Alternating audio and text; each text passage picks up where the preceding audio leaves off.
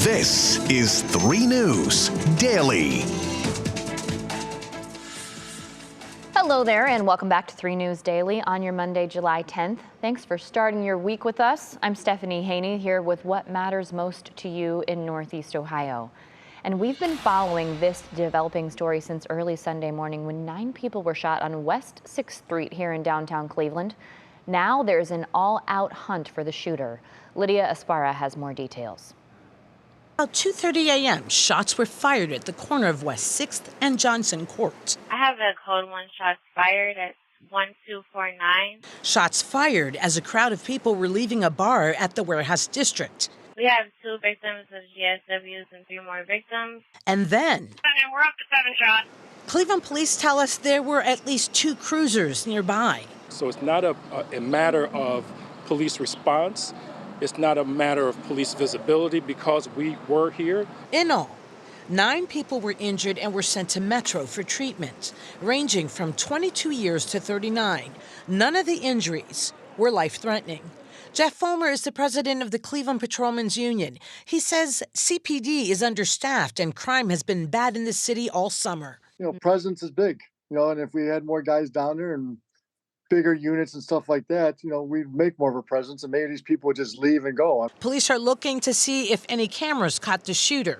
He was a black male with the possible gold grill in his mouth. Cleveland's mayor is angered by the shootings and says hiring more police officers is a priority. We're going to continue to make additional investments in police and law enforcement and be as aggressive as we can to cut down on gang activity, cut down on drug activity, and get as many illegal guns off our street. The injured were assisted pretty quickly by the officers who responded.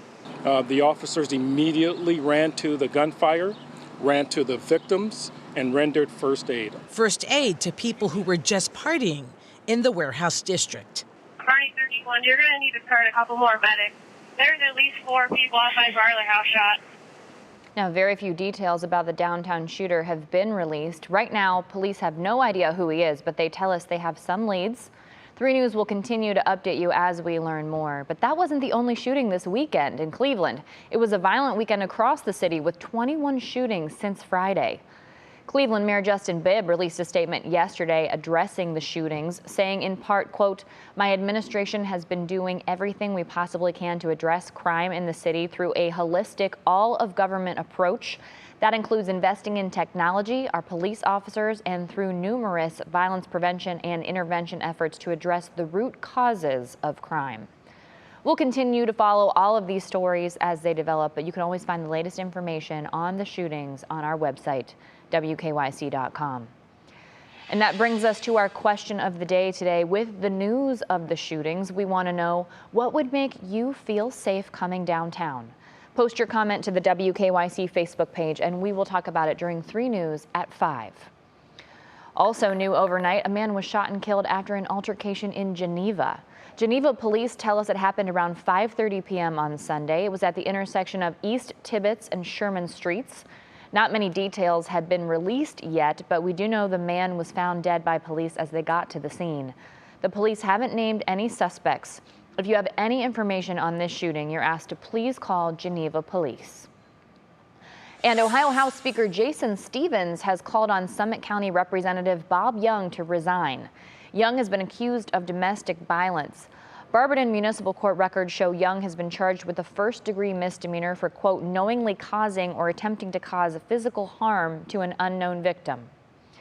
Young appeared in court over the weekend and was released pending trial on a $5,000 bond. Now, a reminder that today is the last day to register to vote in Ohio's August 8th special election. Early voting begins this Tuesday, July 11th. The special election was called to vote on Ohio Issue 1. Now, if Issue 1 passes, it will make it harder for Ohio voters to change the state's constitution.